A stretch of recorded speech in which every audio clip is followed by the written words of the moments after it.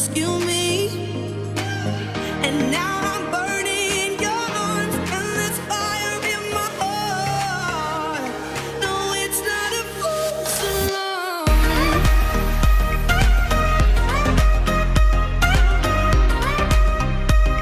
No, it's not a false alarm.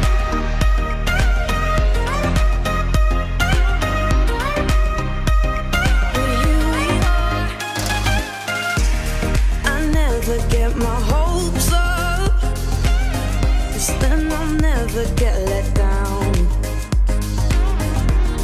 But you were something special. I didn't notice until now. I heard sirens in my head from the first time that we met. Thought it was a false alarm. Yeah, we started as a spark. Didn't think we'd come this far. But here we are. Oh, I'm dancing in flames. I'm dancing in flames. I ain't scared of the blaze. Don't rescue me. And now I'm burning in your arms, and there's fire in my heart. No, it's not a false alarm. No, it's not a false alarm. No, it's not a false alarm.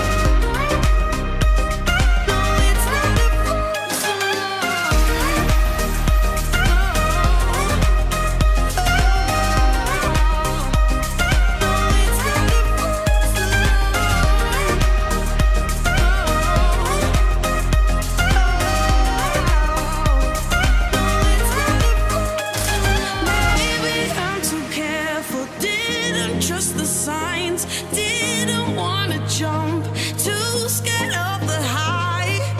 And now I'm burning in your arms, and there's fire in my heart. No, it's not a false alarm. No, it's not a false alarm.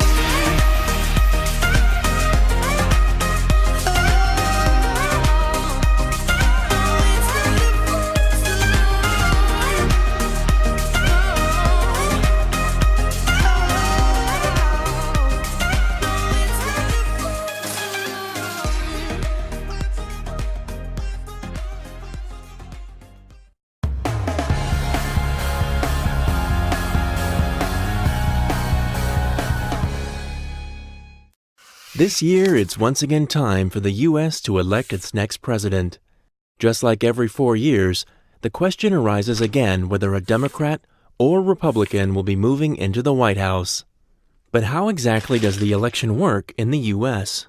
To explain this, it's not enough to simply look at a single election day. It's the entire election year that's important.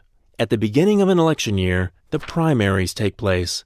In these elections, the Democrats and Republicans first select a presidential candidate from within their parties. During the ensuing election campaign, the Democrat and Republican candidates then face off against each other.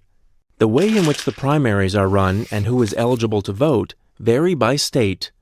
The fundamental difference is that in some states, every citizen, and in others, only registered voters of the respective party, are entitled to vote for who should be the presidential candidate.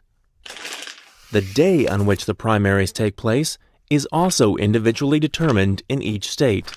One particular day is Super Tuesday, when a large number of states vote for their respective candidates. These contenders, who aim to represent the electorate if they receive the presidential nomination, however, are not directly elected by it. Americans simply elect delegates, who in turn support a presidential candidate. The candidate who ultimately receives more than half of all the delegate votes wins the primaries. After every state has elected its delegates, it's usually already clear who will be the presidential candidate. Officially, however, the elected delegates only vote for their candidate at the National Party Convention. If none of the candidates receive more than half of all the delegate votes, negotiations are held within the party to select the candidate. This may lead to candidates withdrawing and revotes having to be held among the delegates. In the case of such a revote, delegates are no longer pledged to a particular candidate and are able to switch their allegiance to another candidate until there is a clear majority. It's therefore possible for supposed outsiders to re-enter the race. After all this, it's officially clear which presidential candidates will face off against each other. The election campaign can begin. The winner of this campaign is decided by the electorate on Election Day, which is 2016, on the 8th of November. On this day, all eligible voters who are over 18 may vote for their president. Just as in the primaries, however, here too the presidential candidates are not directly elected. Americans elect so-called electors, who in turn support one of the candidates. Each state has a different number of electors, depending on how many people live there. So at the end of Election Day, there are a certain number of electors in each state who support a Democratic president and a certain number who support a Republican president. But these cannot simply be assigned to the presidential candidates, because almost all states apply the principle, the winner takes all. Let's assume that a state has 10 electors. 6 of these support a Democrat and 4 support a Republican. In this case, the Democratic candidate has won the election in this state and takes all 10 electors, leaving the Republicans empty-handed. The winner of a state really does take it all. This is why some states experience more intense election campaigning than others, because whilst Texas, for example, almost always has a Republican majority, and California almost always elects Democrats, there are other states where the outcome is less certain. These are the so-called swing states. Florida is an example of one such swing state, where prior to every election, it's unclear which candidate will win. There are a total of 538 electors.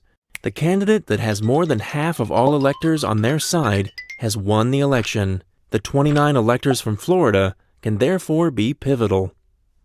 Once the electors have been elected, it's already clear who the president will be. However, the president won't be officially elected until the Electoral College on the 18th of December, 2016, when all the electors cast their votes in their state. In keeping with tradition, however, these votes won't be counted until later, namely at the beginning of January 2017 by the U.S. Congress, which will then officially announce who will reside in the White House for the next 4 years. As is the custom, the investiture of the president, also known as the inauguration, will then take place on the 20th of January, 2017.